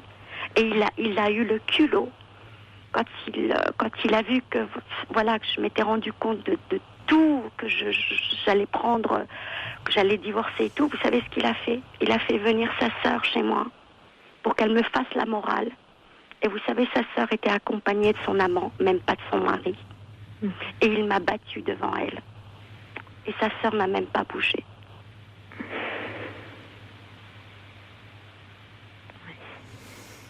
Et là, j'ai dit stop, j'ai appelé la police qui sont venus à la maison. Et là, il s'est vraiment rendu compte que j'ai fermé tout. Je ne voulais plus l'entendre, je ne voulais plus le voir. Les enfants descendaient quand ils devaient venir les prendre parce qu'il y a eu j'ai été voir un avocat qui a fait une intervention d'urgence. Donc en 15 jours de temps, il a été mis dehors de la maison. Et ensuite, il m'a conseillé de ne plus prendre contact avec lui, de ne signer aucun papier, que quoi que ce soit qu'il se passe, que je fasse une intervention. Et l'autre, il ne s'est pas gêné, entre parenthèses, pour revenir avec les enfants. Et comme je lui ai dit non, je ne veux pas que tu rentres et tout, il m'a agrippé, il m'a frappé au cou. Et je lui ai dit, tu vois, là, t'as perdu. J'ai pris les enfants et je suis allée directement au commissariat de police porter plainte. Et là, il a vraiment vu que, là, c'est lui qui avait peur de moi après. Oui, ça s'était renversé. Ça s'était complètement renversé, oui.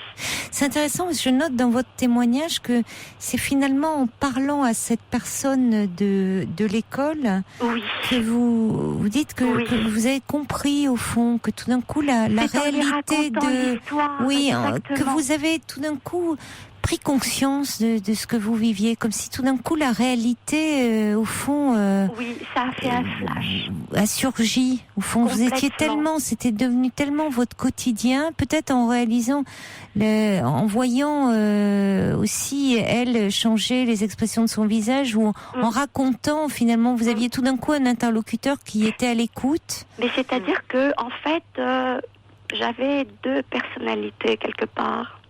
À l'extérieur, on ne pouvait pas imaginer. Une très grande responsabilité. Bon, j'étais dans le prêt-à-porter, j'étais responsable de pas mal de magasins. Et à l'intérieur de chez moi, j'étais une autre personne, soumise et complètement, Parce que, il y a une histoire très longue, Oui. Et bon, il a su me trouver au bon moment. Oui. Il a su mes failles. Je lui ai révélé certaines choses. Et, bien sûr, oui. Et de là, j'étais complètement soumise, à tel point que il en est arrivé à des insultes et il m'a insulté de par ma race, quoi. Vous imaginez, j'ai eu 2 enfants avec lui. Mais la violence touche tous les milieux sociaux, on a l'impression, c'est ça. C'est-à-dire que c'est pas ça. Il peut y avoir un décalage. Il y a des personnes victimes de violences, comme vous dites. On ne soupçonnerait pas à l'extérieur, hormis effectivement peut-être certaines des traces éventuelles de coups, mais elles-mêmes peuvent être dissimulées sous du fond de teint, sous des choses comme ça. Après l'été, ça peut être des lunettes, ça peut être des choses comme ça, et qui. Mais vous savez ce qu'il faisait, c'était à coups de ceinture et sur les jambes. Ouais. Et comme il savait que je mettais toujours que des pantalons. Oui.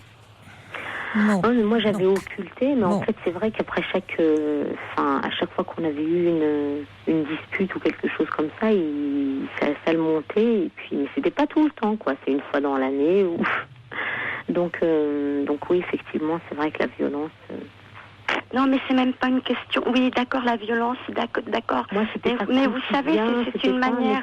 Mais il vous a rendu, excusez-moi, Julie, pardon, il vous a rendu complètement dépendante de lui. Oui, malléable. Exactement. Et même à la limite, maintenant, peut-être qu'il s'est dit, c'est bon, quoi. Allez, hop, je vais aller voir ailleurs ce qui se passe. Défendez-vous. C'est un vilain. Défendez-vous. Oui, je vais me défendre. De toute manière, il faut bien, mais sauf que c'est ce que je vous disais. Moi, je suis isolée, j'ai personne. D'accord. Mais vous n'êtes pas. Vous pensez être isolée. Vous ne l'êtes pas tant que ça. Ne dites pas ça.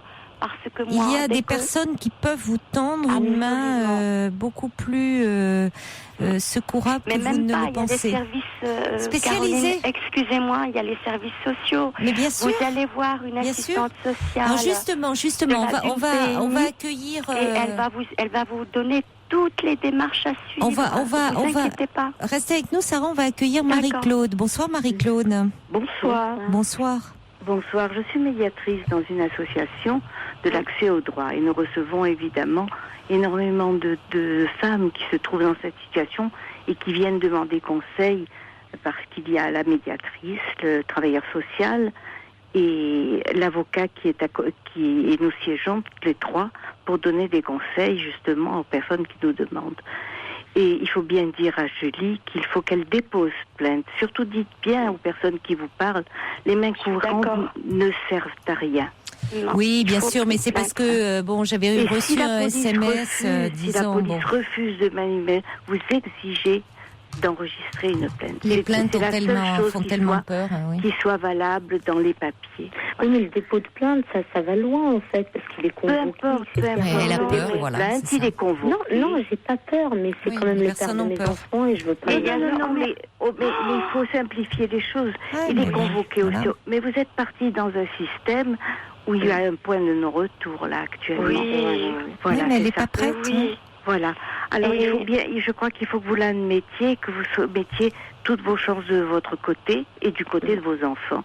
Là, vous êtes en train de vous battre. Bon, une main courante peut se transformer en plainte, cela dit. Absolument aussi.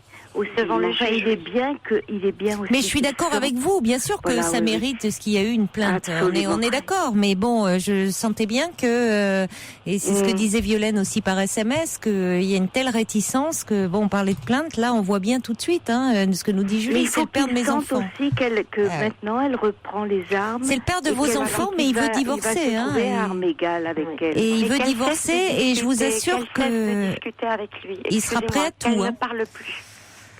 Qu'elle refuse de le voir, parce qu'à chaque fois qu'elle va le voir, elle va retomber. À chaque fois qu'elle va le voir, elle va retomber. Le voir dans la mesure où il vient quand il veut à la maison, il a ses clés, il a décidé de partir, donc il m'a dit toute manière. Alors puisqu'il a décidé de partir, séparation de corps. Je ne sais plus qui est-ce qui parle là. Allez, on va laisser finir Marie-Claude. D'accord. Oui, alors je disais donc, il faut elle a droit à l'assistance juridique, il faut qu'elle consulte un avocat tout de suite. D'accord. Voilà. Et vous allez voir, et vous avez droit à l'assistance juridique puisque vous ne travaillez pas en ce moment. Donc, il va vous donner la gratuité de votre défense. Dans son courrier, il me met qu'en fait, je n'aurai même pas le droit à l'aide juridictionnelle. Donc, de toute manière, qui vous dit ça?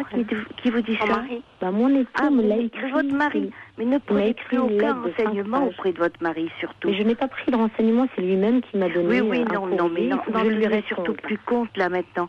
Allez voir un avocat, demandez-lui s'il prend l'aide juridictionnelle et vous déposez un dossier au palais. En fait, il faut d'abord déposer le dossier au palais et ce sont eux qui vous donnent l'adresse de l'avocat qui vous défendra. Maintenant, si vous connaissez un avocat qui prend l'aide juridictionnelle, vous pouvez faire votre demande par l'intermédiaire de cet avocat qui accepte de vous défendre avec l'aide juridictionnelle. Julie m'a l'air tellement perdue. Vous pensez pas qu'il vaudrait mieux pas qu'elle passe par une association d'aide aux personnes victimes de violences? Qui pourrait,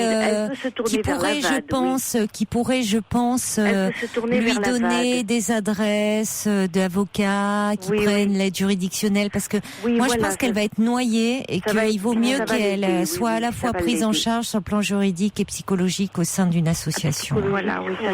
Je pense, parce qu'elle m'a l'air tellement perdue que bon. Alors il y a justement Juliette qui dit aussi, il y a le 08 victime. 08 c'est le début du numéro de téléphone, et victime, il suffit de taper victime, évidemment, si vous tapez VIC, ça correspond au numéro, la lettre correspond à un chiffre. Voilà. Donc là aussi vous avez des réponses, mais je vous dis, téléphonez à votre mairie, ils vous mettront en relation avec les associations qui s'occupent de personnes. Et si je peux me permettre, qu'elle n'abandonne pas sa fonction de fonctionnaire. Oh là là, non. Surtout pas. Ça, je suis bien d'accord avec vous. Surtout pas. À l'heure qu'il est, rien ne vaut cette fonction. Ah oui, non, ça, je suis tout à fait d'accord. Mais lui aussi est fonctionnaire, puisqu'il pense prendre un logement de fonction. Oui, il est fonctionnaire, il a gravi les échelons, et de toute manière... d'accord. Ah, d'accord. D'accord. Il m'encourage. Est-ce que vous avez droit à un logement de fonction, vous aussi? Non, pas du tout. Lui, il m'encourage à ce que j'aille à la mairie demander un logement social. Et lui, il a le bras long, donc il pourra appuyer ma demande afin que je puisse accéder au plus tôt. En fait, il est prêt à tout. Ne vous laissez pas mener. Il veut tout contrôler. Il veut qu'à la rentrée. Surtout, ne vous laissez pas mener. Vous êtes tout à fait capable, on le voit. Vous êtes tout à fait capable de vous défendre et de vous occuper de vos enfants. Ayez du courage. Maintenant, tout est entre vos mains et faites-vous aider. Il suffit, que vous le vouliez aussi. On ne peut rien faire sans que vous demandiez un peu d'aide. Mais vous êtes moins seul que vous le pensez. Julie. Bon courage en tout cas.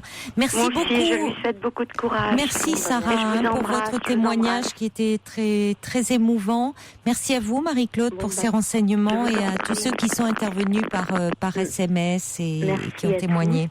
Au revoir. Bon courage Julie. Au revoir. Calogero, passage des cyclones. Je reçois un petit SMS au 7 21 21 code de nuit d'une auditrice qui me dit je suis divorcée, les enfants sont domiciliés chez le père, les trajets sont en général à la charge des parents qui a le droit de visite pour le week-end. Voilà, ça répond à ce que nous disait Julie. On change complètement de sujet avec Bernadette. Bonsoir. Bonsoir Caroline. Bonsoir Bernadette. Je vous remercie de prendre mon appel je vous en prie. et je suis une fidèle auditrice depuis plusieurs années. Merci beaucoup. Voilà, et j'apprécie énormément vos émissions. Voilà, je vous explique, j'ai 60 ans, je suis en retraite depuis quelques mois. Et comme il me manquait des années, bien sûr, j'ai un abattement sur ma retraite et je me suis dit qu'il fallait que je trouve quelque chose en complément. Oui. Depuis plus de 25 ans, je me suis toujours occupée de personnes gravement malades. Ce n'était pas mon métier, j'avais un métier à côté. Ça a démarré avec une amie qui était très gravement malade, qui est décédée en 10 mois de temps, que elle s'est tournée vers moi, je me suis occupée d'elle, je me suis aperçue que j'en étais capable et que bon, je pense lui avoir apporté, elle m'a beaucoup donné aussi. Et puis après, par connaissance, ça a été sa voisine qui avait besoin pour sa maman. Et puis après, la voisine elle-même qui a eu une maladie de Charcot, si vous savez ce que c'est, ça a été quelque chose de très très lourd. En fait, tout ça pour vous dire que depuis 25 ans, j'ai malheureusement accompagné beaucoup de gens, des problèmes d'Alzheimer, beaucoup de cancers. Et puis là, j'ai passé une annonce sur Internet et vendredi dernier, je me suis présentée à Paris. On m'a rappelé tout de suite. Un monsieur très âgé, maladie d'Alzheimer aussi. Il se trouve que c'est quelqu'un qui a été très très célèbre il y a 50 ans, donc j'ai reconnu tout de suite ce monsieur, ça m'a touchée. Et puis j'ai commencé lundi. Les enfants cherchaient quelqu'un c'était ou la journée, les après-midi ou le week-end. J'aurais préféré le week-end parce que je n'habite pas tout à côté. Bon, je suis tout à côté de Paris, mais enfin j'ai quand même des allers-retours. Oui. Et puis ils m'ont appelé dimanche en me disant non, on vous a choisi pour la semaine. Donc j'ai commencé mon travail lundi avec une personne pour me montrer le matin, l'après-midi. Et alors là, c'est vrai que quand je me suis présentée, j'ai un appartement immense, dans les beaux quartiers, immense, mais dans un état de complètement sinistré. Les papiers, les moquettes qui n'ont pas été refaites depuis 50 ans. Enfin, ça m'a paru, mais effarant. Bon. Oui. Vous savez, j'ai l'habitude, malheureusement, quelquefois. Et puis, donc, je commence lundi. Et alors là, j'ai découvert un monde. Et pourtant, je vous assure que j'en ai fait des choses. Mais alors, c'est incroyable. Le fils il a un fils très, très jeune qu'il a eu fort tard. Le fils habite là en permanence. Nous sommes complètement fliqués. Il y a un cahier, il faut tout marquer. J'arrive à telle heure, je dis bonjour monsieur, il me répond bonjour. Je lui dis vous avez passé une bonne nuit. Tout ça, c'est marqué. Tout est marqué. Marqué par qui? Par le fils? Non, par chaque personne. Il y a 4 personnes qui tournent. Une le matin, moi l'après-midi, une dame qui vient le soir et un autre monsieur qui fait les week-ends. Il faut noter ce que l'on fait, à quelle heure on l'a fait. Quand on change monsieur, il faut dire qu'on le change. Il faut dire ce qu'on lui a fait. Il faut dire ce qu'on a trouvé. Alors il y a la quantité, il y a la consistance. Mais des pages et des pages d'écriture. Ce qu'on lui donne à manger. Alors moi j'ai marqué hier que j'avais changé monsieur. Alors bien sûr la toilette, les crèmes, les machins. Vous n'avez pas marqué que vous aviez mis les crèmes. Enfin monsieur ça coule. Alors le fils, mais monsieur ça coule de source. Bien sûr qu'on m'a appris à faire comme ça. Non, faut tout marquer. Vous n'avez pas marqué que la kiné est passée. Si monsieur, regardez, je l'ai marqué. Oui, mais vous n'avez pas marqué ce qu'elle a fait. Ce qu'elle fait habituellement, vous devez marquer. Écoutez, je suis dans un état de stress. Alors aujourd'hui, ça a un petit peu clashé. J'ai 60 ans quand même, hein. Il a 25 ans, ce gamin-là. Ça a un petit peu clashé parce que j'ai été changer son papa. Il faut le changer toutes les 2 heures, même la nuit. Vous voyez, un monsieur qui dort en baby gros, vous imaginez, la pauvre dame, toutes les 2 heures, est obligée de changer ce monsieur, ça dure Mais une elle heure. le réveille alors pour ça? Elle le réveille. C'est pas bien de le réveiller Mais pour bien le... sûr. Mais c'est pas grave, parce que quand il est réveillé, s'il ne peut pas se rendormir, il faut lui faire la lecture. Et la pauvre dame, elle a un âne à son chevet. Mais qui décide de ça? Le fils. Ce jeune homme de 25 ans, mais c'est complètement pathologique. Hein. Mais oui, c'est ce que j'allais dire, oui. Ah, c'est pathologique. Oui, parce que le réveiller ce monsieur pour le changer, autant s'il est réveillé, évidemment, et que, bon, on peut comprendre qu'il soit gêné, et évidemment, mais le réveiller pour je peux le changer, enfin, ça n'a pas de sens. Alors, c'est être réveillé toutes les 2 heures, c'est pénible. Oui, et alors là, aujourd'hui, ça a un petit peu clashé. Bon, il a vu déjà hier. Moi, j'avais il est un peu obsessionnel, ce jeune homme. Complètement. Et il n'est pas là parce que finalement, ça pourrait se faire aussi oralement, ces transmissions. Parce que même, enfin, je veux dire, c'est très obsessionnel quand vous dites que finalement la consistance des matières et tout, on est vraiment dans ce registre-là. Hein. Ah, complètement. Parce qu'au fond, de dire voilà, c'est-à-dire on le fait avec des bébés, on le fait dans les tout premiers temps, mais on est dans ce registre-là. Qu'il n'y ait pas un blocage, vous savez, quelquefois. Voilà, on note s'il y a un problème, mais on note pas systématiquement. Ah, je vous assure, il faudrait presque prendre une photo. Mais moi, j'étais effarée. C'est triste pour... Et moi, je lui ai dit ce soir gentiment, j'ai dit, mais ne vous inquiétez pas. J'ai dit, vous êtes inquiet, faites-moi confiance. Inquiet. Je lui ai dit, monsieur, mais bon, alors attention, ce monsieur a élevé ses enfants, l'épouse, c'est lui qui les... Si vous voulez, d'un côté, il peut être une demi-heure avec son papa dans ses bras, il le caresse, enfin, il est très, très aimant, très maternant. Et puis, à côté de ça, il a viré toutes les infirmières parce qu'il estimait qu'elles traumatisaient le papa. C'est nous qui enlevons l'aiguille de la perf. Bon, c'est pas une perf veineuse, hein, c'est une perf parce qu'il ne boit pas. Mais c'est complètement anormal, c'est pas à nous de le faire. Et hier, moi, j'ai demandé, j'ai dit, où puis-je trouver l'alcool pour me nettoyer? Il m'a dit, vous prenez du savon, c'est aussi bien. J'ai dit, monsieur, ne serait-ce que pour votre papa et pour moi, je viens de l'extérieur, vous devez nous donner du produit, on en voit partout, du produit antiseptique. J'avais emmené une blouse, il ne faut pas mettre de blouse, ça traumatise le papa, donc il faut être habillé normalement, c'est pas normal non plus. Je dois faire un gâteau tous les jours, parce qu'il ne faut pas qu'il ait 2 fois le même gâteau. Il faut faire la soupe 2 fois par jour. Il faut mettre à quelle heure, il faut marquer dessus. Le gâteau, il faut mettre quand est-ce qu'on l'a fait, à quelle heure il a été cuit. Et tout ça sur des petites étiquettes. Enfin, écoutez, c'est très lourd. Et ça tourne certainement très souvent. Enfin, il doit avoir beaucoup. Alors bizarrement, il a 2 personnes, une petite dame le matin, parce que je vous assure que je suis dévouée, Caroline. Vraiment, j'ai de la patience, je suis dévouée. Oui, mais enfin... là, j'ai jamais vu. Et alors que ça. Allô ? Vous êtes toujours avec nous, Bernadette ? Non, on va essayer de la rappeler. Bobby Basini, I Wonder. On a retrouvé Bernadette. Oui, Caroline, je vous entendais. Moi, apparemment, vous ne m'entendiez plus. Ben non, effectivement. Voilà. Donc, pour faire court, je voulais vous expliquer que ce soir, je me suis occupée du monsieur, je l'ai changé, et son fils m'a dit, vous m'appelez quand vous avez fini. Et quand j'ai eu fini, il était au téléphone. Et vous savez, bon, c'est quand même un lit médicalisé. Moi, j'ai l'habitude, je sais comment il faut se tenir pour porter quelqu'un. Je l'ai juste passé du lit au fauteuil. Non, c'est pas possible. Là, on a vraiment un souci. Alors c'est nous avec notre ligne là, visiblement, parce que Bernadette va nous entendre. Bernadette, vous nous entendez? Oui, je vous entends. Ah. Bon, tant mieux, parce que je disais que c'était nous qu'on n'a pas de courriel ce soir. Si en plus notre ligne se met à être défaillante, ça va pas aller. Voilà, oui, donc il est dans un lit médicalisé, ce monsieur. Et donc... Et son fils m'a dit, je vous avais demandé de ne pas y toucher, je voulais que vous m'appeliez. Mon père a été traumatisé il y a 2 jours par la kiné qui lui a tiré un peu sur un doigt. Donc je veux lui éviter toute douleur. Je dis, mais monsieur, vous l'avez entendu, il n'a rien... Je n'ai fait que le passer. Vous n'aviez pas...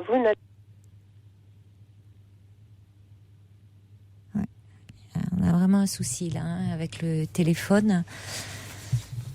J'ai dit si vous aviez lu mes certificats, et je peux vous assurer que j'ai des lettres extrêmement élogieuses, faites-moi confiance. En fait. Tourner demain, je suis partagée entre vraiment l'envie de lui dire ce que je pense. D'un autre côté, mes collègues me disent tiens, ils vont partir en vacances, parce que ça se passe très bien avec le monsieur. Hein. Ça se passe très très bien. Vous m'entendez ? Allô ? Là, ça se passe très bien, c'est ça ? Oui, ça se passe bien avec lui. C'est l'entourage. Oui, mais en même temps, si vous avez des relations aussi compliquées avec son fils, ça risque. Oui, ça va pas. Ça fait combien de temps que vous travaillez ? Une semaine. Oh oui, si au bout d'une semaine, c'est déjà comme ça. Parce qu'apparemment, le fils de ce monsieur est très présent. Ah, pratiquement tout le temps, oui. Oui, il a l'air d'être très angoissé, de voir son père comme ça. C'est qu'il est certainement très très anxieux. Oui, bien sûr. Très anxieux. Il a besoin à la fois, de déléguer qu'il y ait des personnes, on peut le comprendre, qui s'occupent de lui, et en même temps de veiller à ce qu'elle fasse au mieux, qu'elle fasse bien, et ça se transmet son anxiété comme ça par une surveillance exacerbée. Alors c'est vrai que c'est difficile certainement que après peut-être on peut penser qu'avec le temps ça va mieux quand il connaît la personne et qu'il y a une relation de confiance qui s'est installée, mais que dans les premiers temps il faut passer ce cap. Peut-être que, vous voyez, c'est une question il faut passer ce cap des premiers. Mais combien de temps ça dure ? Je ne sais pas. C'est aussi une question de personnalité, peut-être après tout. Vous pensez pas ? On a perdu Bernadette. Oui. Vous êtes revenue ? Oui, je dis peut-être que c'est une question de personnalité. Alors c'est vrai que je suis très dévouée, très patiente, mais non, qui le fait avec tout le monde, mais que est-ce que vous pensez pouvoir combien de temps vous avez pu discuter avec les autres personnes qui travaillent le matin ? Oui, est-ce que il a été comme ça avec elle au début ? Il continue d'être comme ça ? Pareil. Oui. Alors il y avait des grands conseils de famille, ça ne va pas, nana, mais bon, apparemment elles n'étaient quand même pas non plus. Il y en a beaucoup qui sont partis d'eux-mêmes. Est-ce que ça va mieux maintenant avec elle ? Non, moi je n'en reviens pas de voir comme elles font attention, comme elles elles ont peut-être besoin de travailler aussi, c'est ça aussi. À la lettre, et alors il faut faire un gâteau, mais il faut côté de lui, il ne faut pas qu'il se lève, il ne faut pas le quitter. Vous êtes parti 5 minutes, ben oui monsieur, j'ai été... Oui, ça ne change pas, c'est-à-dire qu'il est toujours, quel que soit, elle travaille depuis longtemps, mais il est toujours dans la même attitude. Toujours. Ouais, d'accord. Toujours. Donc moi, si vous voulez, je ne veux pas lui donner le plaisir de me mettre à la porte. Je vais tenir parce que je veux trouver autre chose en attendant. C'est pas facile, vous savez. Il y a des associations, mais les associations, moi, ça m'intéresse moyennement parce que vous êtes très très peu payé et par contre, la personne qui a besoin paye très cher parce que bien sûr, il y a les frais de fonctionnement, mais là, j'ai jamais vu ça. Et si vous voulez, il y a un tel décalage entre ce qu'il exige et ce qu'il nous fait vivre, parce que moi, heureusement, je voulais faire les week-ends, heureusement. Si vous voyez, on dort par terre à côté du monsieur, un lit pourri, mais c'est innommable. Moi, j'ai fait le lit l'autre jour, une literie, c'est épouvantable. Vous voyez, il est obsessionnel sur certaines choses, et à côté de ça, on vit dans la crasse, mais on peut pas imaginer. On peut pas imaginer. Oui. Et bon, je savais que ça existait. J'ai pas envie de rester. Bernadette ? Ouais. Bon, maintenant... Caroline. C'est dur, hein, cette conversation. Oui, on est resté sur j'ai pas envie de... Oui, si je me comprends aussi, au bout d'une semaine, bon, c'est une expérience en même temps, singulière. Je suis désolée, parce que c'était un peu compliqué cet échange où je vous perdais parfois. Je captais un mot sur 3, donc je suis désolée. Si c'était... Moi, je vous assure, je captais un mot sur 3. Bon, écoutez, peut-être qu'on en reparlera si vous le souhaitez voyez. Oui, parce que peut-être que Georges aurait besoin d'une babysitter. Je me dis quelquefois que... Ne le provoquez pas, que ça réveille pas de vieux démons ou de vieux fantasmes. Il a sa maman. Oui, mais je pourrais peut-être la soulager, cette dame. Ça, c'est sûr, hein. Un jour de repos serait le bienvenu. Je vous embrasse, Bernadette. Merci, bon Caroline. Courage. Au revoir. Très belle nuit à vous. Faites de jolis rêves. On se retrouve demain à partir de minuit. Il est maintenant 2h. Vous écoutez Europe 1. Place aux informations présentées par Rémi Ferreira. Bonsoir, Rémi.